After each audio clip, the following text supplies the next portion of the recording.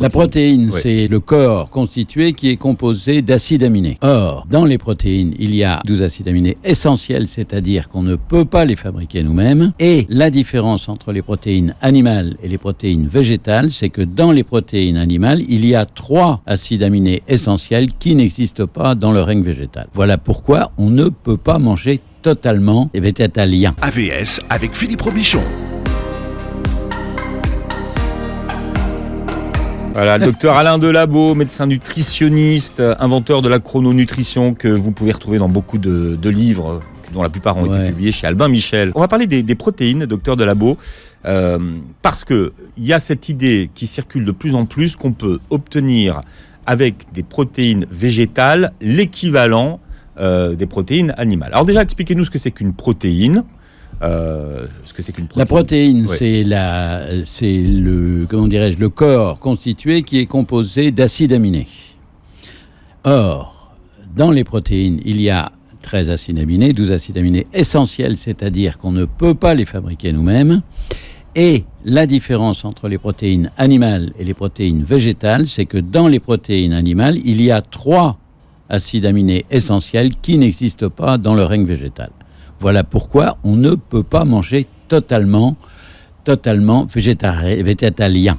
Alors, il y a un aliment qui permet d'avoir toutes les protéines sans exception, c'est l'albumine. Mais il ne faut pas en abuser. Alors l'albumine, c'est ? L'albumine, c'est toutes les protéines. C'est l'ensemble, c'est le blanc d'œuf. L'albumine, c'est le blanc d'œuf. C'est le blanc d'œuf. Ben, c'est normal. Je l'ai expliqué. Qui est plus intéressant d'un point de vue de protéines que le jaune d'œuf. Ah bah le jaune, c'est le cholestérol. D'accord. Il n'y a pas de protéines dans le jaune d'œuf ? Ah bah non, dans le jaune d'œuf, il n'y a que du cholestérol. C'est un mélange complexe de cholestérol. D'ailleurs, il n'y a pas qu'un cholestérol. Pourquoi ? Alors c'est très amusant. Dans le règne animal, la poule pond un œuf qui va contenir tous les éléments nécessaires et suffisants pour fabriquer un être vivant. Et chez l'être humain et chez tous les mammifères, le corps de la mère va apporter à son bébé tous les éléments dont il va avoir besoin pour se former. C'est-à-dire que la nutrition est très différente. Dans l'œuf, vous avez le constituant complet d'un poulet, ou d'une petite poule, d'un poussin, et puis après ça va. Chez l'être humain, c'est l'être humain ou c'est l'animal carnivore, c'est l'animal mammifère, parce qu'il n'y a pas que des carnivores, qui va fabriquer pour le bébé tous les éléments nutritionnels dont il a besoin. Donc la poule, elle pond son œuf et puis après elle s'occupe de rien, elle le couve pour qu'il puisse chauffer, parce que si elle ne le couve pas, il va mourir.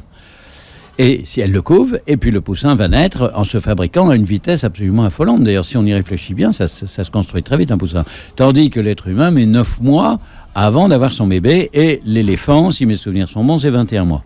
Bien, donc on ne peut pas se passer complètement de protéines animales. On ne peut pas. On ne peut pas. À la rigueur, sinon, il y a ces 3 acides aminés qui sont contenus dans l'albumine, notamment, qui sont contenus comme dans tous les éléments nutritionnels. L'albumine les contient tous. Mais le problème, c'est qu'on ne peut pas se gaver d'albumine impunément parce qu'elle est dangereuse à long terme pour le rein. Elle abîme les calices rénaux. Les calices rénaux, ce sont les petites coupelles avec des petites dentelles, c'est joli comme tout, un calice rénal. Et ça recueille les urines, et ça filtre complètement tous les éléments indésirables. L'ennui, c'est que l'albumine est une grosse molécule. Elle n'est pas lourde d'ailleurs, c'est une molécule relativement légère, mais elle est grosse et elle va dilater les calices rénaux et elle va finir par provoquer des insuffisances rénales qui peuvent être très graves. C'est la maladie gravissime des bodybuilders qui se gavent de protéines d'albumine. Il ne faut pas se gaver d'albumine, c'est dangereux. Et c'est irréversible. Ah bah une fois qu'ils sont foutus, ils sont foutus. Malheureusement, tu ne peux pas réparer un calice rénal. La seule chose que tu peux faire, c'est faire une greffe de rein. Donc, techniquement, on pourrait trouver l'équivalent protéines en mangeant des protéines végétales et des œufs. Et des œufs, oui, par exemple. Donc, on ne peut pas être totalement végétalien. On peut être végétarien. La protéine de poisson, qu'est-ce qu'elle présente comme intérêt ? Ah bah, elle est légère, c'est une protéine hautement digestible. Le poisson, ça se digère tout de suite. Tu peux manger du poisson une demi-heure avant d'aller te coucher, tu vas très bien dormir. Si tu manges une entrecôte, ça va mal se passer. Tu vas avoir du mal à t'endormir et à dormir parce que la digestion est beaucoup plus lente et beaucoup plus difficile. Si j'ai simplifié au maximum la nutrition quotidienne, c'est justement pour ne pas donner trop de travail à l'estomac, au foie, au pancréas, etc. Quand il n'y a qu'un gros aliment principal, plus un aliment complémentaire, et puis les aliments additionnels, c'est-à-dire ce qui fait plaisir, les sauces, les épices, les condiments, ça c'est facile à digérer parce que tu n'as que 2 éléments différents à digérer. Si tu fais un déjeuner dit classique ou qu'on prétend complet, ça ne veut rien dire de dire qu'il est complet, en fait il est bien trop compliqué, tu vas donner à ton organisme un boulot qui va être 4 fois plus important. Donc tu vas mettre du temps à digérer et tu vas avoir envie de dormir dans le début d'après-midi. Là, il y en a beaucoup d'entre vous qui sont en train de comprendre pourquoi ils ont envie de roupiller après le repas. Quelle différence vous faites entre ce que vous appelez la protéine légère et la protéine lourde, docteur? C'est la densité de la protéine. C'est la densité. Vous nous expliquez un petit peu? Tu as des protéines qui sont... Alors, en général, une protéine, plus une protéine est lourde, tout comme le cholestérol, plus sa densité est importante. C'est l'histoire de la bille de plomb et de la boule de laine, par exemple. Avec le même poids final, tu as une bille de plomb qui est toute petite et une boule de laine qui va être beaucoup plus importante. Alors, par exemple, où est-ce qu'on trouve des protéines lourdes? Dans la viande. Ouais. Essentiellement dans la viande. On en trouve essentiellement dans la viande. Alors, paradoxalement, contrairement à ce qu'on pourrait croire, on en trouve, elles sont plus légères en général dans les charcuteries ou les abats. Les plus lourdes, ce sont les protéines de viande, c'est-à-dire les protéines de mouton, les protéines de bœuf, les protéines de canard, les protéines d'autruche et autres animaux à chair rouge. Oui, le canard est une viande rouge, on le rappelle. Oui, c'est pas une viande blanche, tout comme l'autruche. Voilà. C'est pas une viande blanche. Et donc les protéines de viande blanche? Les protéines de viande blanche sont plus légères. Elles sont moins nourrissantes parce qu'elles contiennent moins d'éléments et contiennent moins d'acides aminés utilisables immédiatement que la viande rouge, que les viandes rouges en général. Donc, il est faux de dire techniquement qu'on peut obtenir l'équivalent protéines avec des protéines végétales. Malheureusement, oui, c'est faux. C'est faux, c'est à peu de choses près, mais c'est faux. Alors, c'est ce que je disais, manger... Alors, pour ne pas faire trop d'erreurs, si on veut vraiment être... Si on en a un peu marre d'être trop vegan, parce que ça finit par être très fatigant, et qu'on veut se remettre à manger au moins du blanc d'œuf, première précaution, ne jamais le manger le soir. Le manger de préférence le matin. Faire un petit déjeuner avec des œufs, comme le font les Allemands et les Anglais d'ailleurs. Un petit déjeuner avec 2 œufs, 3 œufs, 4 œufs, en mettant non seulement le blanc, mais également les cholestérols, parce que de la même manière, vous n'aurez pas tous les cholestérols utiles en quantité suffisante dans le règne végétal. On a le même problème qu'avec les protéines. Et le jaune d'œuf de la poule est magnifique pour ça, parce qu'il les contient tous. Un monde sans viande, parce que vous n'êtes pas à la mode, docteur Delabeau. Tout le monde nous dit qu'il faut arrêter de manger de la viande ou d'en manger moins. C'est pas possible. J'ai quelques millions de personnes qui sont d'accord avec moi, mais enfin, à part ça, je suis pas à la mode. Mais ça, là, tu me fais un peu marrer.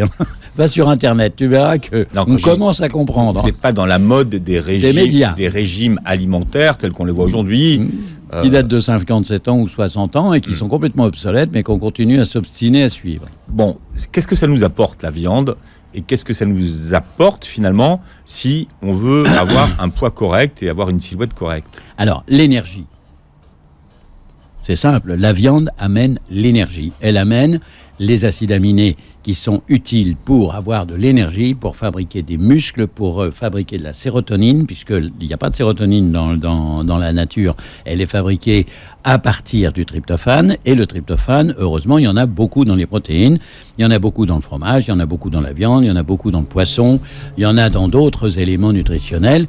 Il y a un petit peu de tryptophane, heureusement, dans les végétaux. Alors, qu'est-ce qu'on appelle de survivre. Qu'est-ce qu'on appelle le tryptophane, docteur C'est un des acides aminés essentiels qui est absolument indispensable pour l'équilibre. Alors, pour l'équilibre physique et psychique de l'être humain, il faut savoir que la sérotonine, pour les savants, c'est l'aliment du bonheur, c'est la protéine du bonheur, c'est l'acide aminé du bonheur, pardon, puisque la protéine, c'est un ensemble d'acides aminés.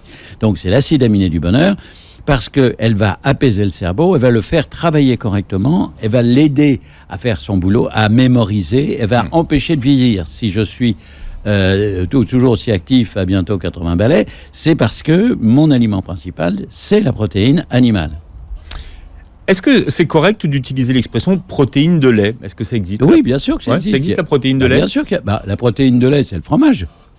Dans le fromage, tu as la protéine et le gras du lait. Tu n'as plus le petit lait, tu n'as plus les éléments, tu n'as plus le lactose, qui est un quadruple sucre, tu n'as plus ce qui est réservé aux bébés de 0 à 24 mois et qu'on devrait arrêter définitivement à partir de 24 mois. Pas de lait, pas de yaourt, pas de stevia, pas de... je sais plus tous les autres, enfin bref... Pas de fromage blanc, pas de fromage frais, etc. Pas de petits suisses, etc., etc. Donc, cette protéine de lait, elle est extrêmement utile, mais elle est accompagnée pour le bébé d'autres éléments qu'il faut éliminer. Le fromage, une fois alors, soit il est pressé, soit il est cuit, soit il est fermenté. Et dans les 3 cas, on va débarrasser ce fromage de tout le lactose qu'il y a dedans. Et on va permettre à l'organisme de pouvoir utiliser cette protéine qui est une des meilleures. La plus belle des protéines utilisables, si tu veux, c'est normal. C'est quoi, c'est la caséine? C'est quoi, comment on l'appelle, la protéine? Oui, la caséine de lait, c'est la protéine. Mais attention, dans la caséine, il y a des mélanges. Hein. Il faut faire attention. Alors, c'est laquelle, cette protéine? La protéine, c'est la partie noble de la caséine, si tu veux. D'accord. La caséine ne contient pas que de la protéine. Bien. Et c'est pour ça qu'on dit, finalement, que le fromage, c'est plein de protéines. Oui, alors on dit à juste titre que le fromage c'est très gras, mais c'est encore plus riche en protéines qu'en gras, contrairement à ce qu'on pourrait croire. Quand on lit fromage à 15% de gras, ça veut dire que le reste c'est pratiquement que des protéines et des fibres. Bon, il y a autre chose, mais il y a une énorme quantité de protéines dans le fromage. C'est pour ça qu'il est utile. Tous les fromages, qu'ils soient frais ou... Pas frais. Ni frais, ni blancs. Parce que le fromage blanc et le fromage frais contiennent encore du lactose et contiennent des facteurs de croissance. Donc, on n'en a pas besoin. Et étant adulte, manger un aliment qui contient des facteurs de croissance, c'est très dangereux pour les articulations. On voit très souvent des gens, des femmes surtout, qui à la cinquantaine, on commence à avoir les doigts qui se tordent dans tous les sens. Et si... Alors, ce qui est extraordinaire, c'est que c'est réversible. Ma propre épouse a commencé à avoir les doigts qui se tordaient avant que je comprenne, avant que je sache que ça venait du lait.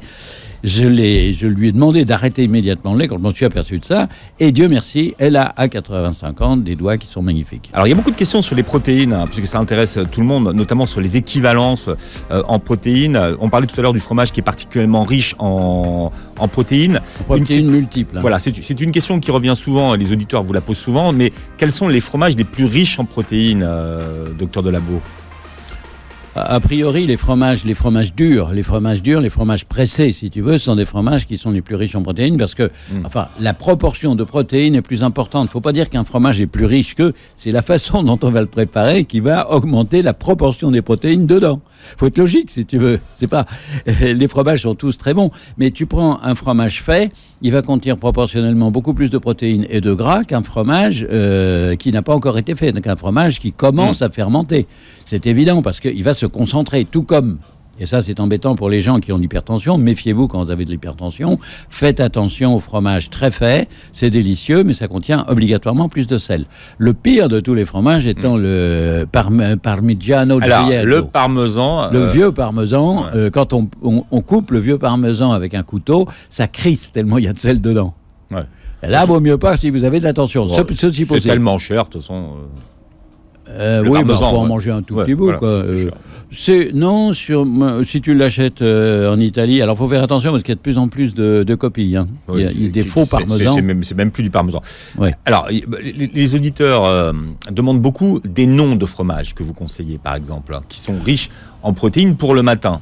Les fromages riches en protéines, vous avez le reblochon, le Livaro, j'énumère mes fromages préférés. Hein. Le Münster. Alors, vous avez des fromages comme le coulommiers, on le sent d'ailleurs au goût, comme le coulommiers qui est moins riche en protéines, mais qui est délicieux. Vous avez bien sûr mon camembert de chez moi. Chez vous, c'est la Normandie. Ben oui, c'est la Normandie. Tous les gens ont compris le camembert, tout le monde assimile le camembert à la Normandie. C'est déposé d'ailleurs. Hein. Oui. Alors, camembert de Normandie, c'est déposé. Parce que des camemberts, il y en a eu partout. Hein, t'en trouves à l'autre bout de la terre. Ils sont franchement pas bons, entre nous. Au goût, ils sont pas terribles. Mais on trouve du camembert en Nouvelle-Zélande, m'a dit ma petite fille, qui est là-bas pour l'instant, qui cueille des kiwis et qui les plante. En ce moment, là-bas, on plante les kiwis. Et puis on va les cueillir d'ici 3 ou 4 mois. Elle a bien de la chance. Alors, d'autres fromages que vous conseillez à part le camembert? Alors, j'ai dit le camembert, mais vous avez tous les fromages durs. Vous avez les comtés qui sont délicieux. Vous avez le gruyère. Vous avez la mimolette, qui n'est pas un fromage hollandais, contrairement à ce qu'on croit, mais un fromage français. Bien sûr, la mimolette, c'est pas un fromage étranger, c'est un fromage français. Vous avez tous les comtés, bien sûr, je viens de le dire. Vous avez les fromages de brebis, vous avez les petits basques. Là, on est dans des fromages qui sont plus chers. Le moins cher de tous, c'est le camembert. Les fromages de brebis, ils sont pas frais? Non, le fromage de brebis, il ne faut pas acheter du fromage de brebis frais, parce que vous avez les mêmes inconvénients qu'avec n'importe quel fromage. Voilà. Mais le fromage de brebis est excellent. Alors, le fromage de chèvre aussi, quand il est fait, j'aime moins le fromage de chèvre, parce qu'il est souvent, s'il est bien fait, il est acide. S'il n'est pas fait, il contient du lactose. Donc, c'est Caribe et Scylla. Est-ce que je veux être pendu ou ébouillanté? Donc, il faut faire attention. Mais des gens adorent ça. Vous pouvez, pour vous faire plaisir, manger du fromage de chèvre, mais ne mangez pas que ce fromage-là. Est-ce qu'on pourrait avoir le même équivalent protéine en remplaçant la viande par le fromage, par exemple? Oui, mais il y a un inconvénient. Alors lequel, Philippe? Le gras. Exactement, bravo, bien. Tu sais que tu es devenu très fort depuis le temps qu'on se connaît. Hein. Je lis beaucoup sur la chrononutrition. Mais justement, t'écoutes surtout beaucoup le doc. Non, justement, parce que cette question du gras, elle revient chez beaucoup de nos auditeurs. Et ils disent, bon, c'est bien, le docteur, il nous dit qu'il faut manger de la viande. Mais la viande aussi est grasse. Et est-ce que cette graisse qui est présente dans les viandes, elle est responsable de maladies cardiovasculaires? Ça, c'est une interrogation qui revient souvent sur la viande, notamment les viandes plus grasses de Docteur Delabeau. C'est ce qu'on prétend, et c'est faux. Alors, il faut bien rétablir les choses. Le fromage est très gras, et le problème des gras du fromage, c'est que ce sont des gras saturés. La viande est quelquefois grasse, notamment l'entrecôte, mais il y a 2 précautions à faire. Il faut savoir d'abord qu'il y a des gras monoinsaturés dedans en plus grosse quantité que dans le fromage. C'est un équilibre entre les gras saturés, monoinsaturés, polyinsaturés. Le polyinsaturé, vous pouvez en boire 2 litres, ça vous fera pas de mal. Le saturé... On le trouve dans quoi, le polyinsaturé? Les insaturés, dans les poissons, dans les huiles, dans certaines huiles végétales, bien sûr. Comme quoi? Comme l'huile d'amande, l'huile de coco, non, je crois qu'il y a des gras saturés dedans. Il faut faire attention parce que aussi bien dans le règne végétal que dans le règne animal, vous avez des gras saturés, polyinsaturés. Il faut se méfier. C'est pas parce que c'est végétal que c'est forcément bon. Il faut faire très attention à ça. Il y a des huiles redoutables. L'huile de palme est redoutable. Ce n'est que des gras saturés. Le beurre, qui est un gras animal, est comme l'huile de palme, que des gras saturés. Donc, il faut faire attention. L'huile de palme, attention. Le beurre, ça n'est que des gras saturés. L'huile de palme, c'est trop de gras saturés. Ce qui n'est pas pareil. C'est pas simple. C'est quoi la différence? C'est qu'il y a des gras complexes. Entre que et très, trop. Trop saturé, si tu veux, c'est que tu as 40% ou 50% de gras saturé dans un élément. Il faut le manger le matin, parce que sinon, ça va être des catastrophes. Mais dans le beurre, il n'y a que des gras saturés. Il n'y en a pas d'autres. Il y a 43 ou 47, je me souviens jamais si c'est 3 ou 7 gras saturés, et il n'y en a pas d'autres. Donc, alors, sur cette question, parce qu'elle revient souvent, la question du gras de la viande. Donc, oui. Alors, le gras de la viande, il y a deuxième chose. Première chose, les viandes ne contiennent pas les mêmes gras que le fromage, et les gras de la viande sont nettement moins dangereux que les gras du fromage. Alors, vous allez me dire, mais vous proposez un truc dangereux, docteur. Oui, parce que le matin, on a absolument besoin de ces gras dangereux, sinon, ça fiche par terre tout le protocole de fabrication des cellules. Donc ça, c'est le gras. On parle du gras du fromage le matin. Le gras du fromage permet au corps de fabriquer, à l'organisme, de fabriquer du gras polyinsaturé qu'il va utiliser pendant sa période de repos, en général la nuit, mais ça peut être le jour chez les gens qui travaillent de nuit, heureusement, et qui va permettre de fabriquer une partie des parois des cellules. Donc, il est très important et très intéressant de manger du fromage dans l'heure du lever. Tout comme il est très important et très intéressant de manger des gras polyinsaturés avant le coucher. Le plus polyinsaturé des gras étant l'huile de cameline, l'huile de petit lin. Ensuite, autre source de protéines, donc les légumineuses, les noix, les graines dont vous nous parlez souvent, certains produits céréaliers dont on dit qu'ils seraient de très bonnes sources de protéines. Vous êtes d'accord avec ça ou pas? Oui, mais par exemple, on cite toujours, docteur Delabeau, alors en exemple, on a la lentille. Oui. Oui, alors c'est très amusant, l'histoire de la lentille, parce que j'en ai parlé déjà dans une émission il y a longtemps. Je t'ai expliqué il y a longtemps que pour avoir l'équivalent de 200 grammes de viande, c'est-à-dire 2 petits steaks hachés, il fallait 1,8 kg de lentilles. Qu'est-ce que tu vas faire du 1,6 kg qui reste ? Eh bien, ça va se stocker. On ne peut être végétarien et manger des lentilles et heureux que si on est gros. Parce qu'on ne peut pas avoir une quantité de protéines suffisante, et la lentille est un des plus riches. Quand on regarde les tableaux d'équivalence... Le plus riche de tous, c'est la luzerne. C'est pas la lentille. Oui, je sais. La luzerne, ouais. Alors, on a fait des steaks à la luzerne. L'ennui, c'est qu'ils n'ont jamais été vendus. Parce qu'ils étaient verts. C'est pas terrible comme couleur pour manger. Attendez, ils vont nous en faire des rouges. Ils sont plutôt doués quand ils veulent. Alors, donc, si tu veux, c'est important de voir qu'en fait, on ne peut pas vraiment trouver un équivalent quantitatif. Ou alors, il faut manger beaucoup plus. Donc, on peut, bien sûr. Mais je dis, on ne peut être végétarien et heureux que gros. J'ai des végétariennes qui sont très dodues, qui sont ce que j'appelle des Rubens à tendance tronc d'arbre, ou même des troncs d'arbre à tendance Rubens. Donc ça, c'est des morphotypes. Oui, c'est l'allure des gens, c'est l'aspect qu'ils ont mathématique pour moi qui me permet de savoir ce qu'ils font, ce qu'ils mangent et ce qu'ils ne mangent pas. C'est pour ça que tu sais que je m'amuse souvent à dire aux gens, voilà, vous mangez ça, donc vous êtes comme ça, ou vous êtes comme ça, donc vous mangez ça. Eh bien, ça correspond exactement. Et c'est encore plus, depuis 40 ans que je fais ça maintenant, ça devient de plus en plus marrant parce que j'ai encore augmenté la quantité, la précision de ce que je fais. Ça devient diabolique, m'a dit une dame.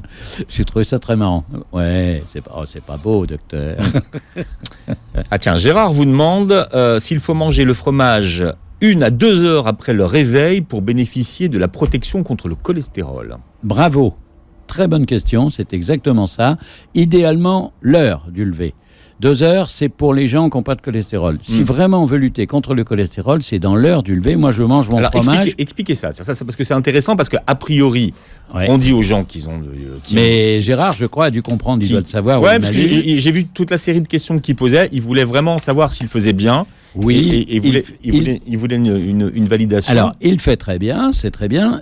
Idéalement, c'est pas plus d'1 heure. Si on est sujet à faire du cholestérol, ce qui est mon cas. Après le réveil. Après le réveil. C'est-à-dire, on se lève à 7 heures, il faut avoir mangé son fromage au plus tard à 8 heures pour être sûr d'avoir le plein effet du fromage. Alors, c'est quel cycle, là Parce qu'au bout d'1 heure, le corps, l'organisme fait le compte de tous les gras saturés qu'il a à sa disposition. Et quand il n'y en a pas suffisamment, il met en route la fameuse HMG coenzyme réductase, l'enzyme qui va lui faire fabriquer du fromage en interne. Donc c'est ce qu'on appelle la production in situ ou la production interne du corps. Et vous avez les apports externes, les apports internes. Et la production interne va demander beaucoup plus d'énergie que les apports externes, puisqu'il va falloir ressortir les provisions pour les retraiter à nouveau et les retransformer. C'est donc un travail énorme. C'est pour ça que quand on a déjeuné sucré, par exemple, on est fatigué pour 2 raisons. La première, c'est que le sucre provoque des hypoglycémies, mais la deuxième, c'est que le corps s'est terriblement fatigué pour arriver à fabriquer des gras saturés, parce qu'il commence à les fabriquer une fois que l'heure du lever est dépassée. S'il en a à sa disposition, il ne va pas en fabriquer autant, il va même en fabriquer beaucoup moins. Alors c'est amusant parce que le corps est censé, pour les biologistes actuels et les médecins actuels, fabriquer 85% de son cholestérol. Eh bien, en chrono, c'est 50%. C'est-à-dire qu'on va faire 2 fois moins d'efforts pour aller fabriquer pour que son organisme fabrique. Tu penses bien que quand on est vieux, quand on a mon âge, avoir 2 fois moins d'efforts à faire pour fabriquer, eh bien c'est un regain d'énergie que je me donne. C'est une des raisons pour lesquelles, si tu veux, on me dit souvent, mais comment tu fais pour péter la santé comme ça ? Parce que je ménage mon corps. Je ne mange pas n'importe quoi, n'importe quand. Je le mange dans les bonnes quantités et je choisis sciemment l'aliment qui va être le mieux adapté au moment de la journée. Vous réécoutez l'émission en podcast sur beurrefm.net, vous regardez l'émission sur la chaîne YouTube de Beurre FM et vous retrouvez le docteur Delabaud tous les jours sur sa propre chaîne YouTube. Pas tous les jours en ce moment. Ah bon, qu'est-ce que vous êtes Non, on est débordé. Vous êtes débordé. On a là, aujourd'hui par exemple, je peux pas être à Paris et à Rouen en même temps. Bon, on vous met les liens de la chaîne Oui, la mais chaîne en YouTube général, c'est au moins 2 fois par semaine. Et quand j'ai le temps, ou quand je suis en vacances, au grand désespoir de ma femme d'ailleurs, c'est tous les jours. Allez, très belle journée santé sur Beurre FM. À bientôt, docteur Delabaud.